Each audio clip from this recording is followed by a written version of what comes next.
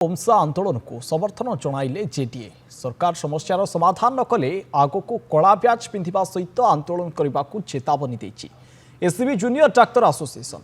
10 दफा दाबी नहीं अधीनस्थ काल पर्यंत ओमसा पक्षर राज्यव्यापी सरकारी डाक्तरखाना घंटाए लेखा ओपीडी बंद करा बेले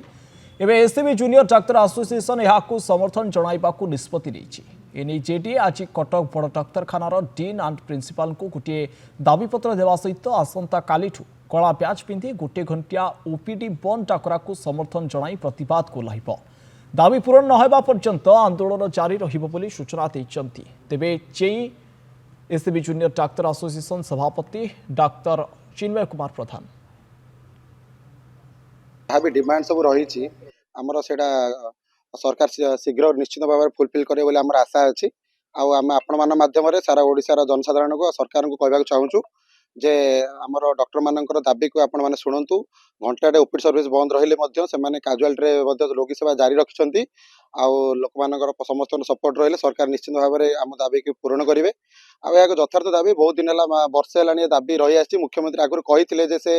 पूरण करेंगे भूली जाइछन्ति लागुची किंतु पुणी आउ थे आमे माने पुणी मन पका चाहूँ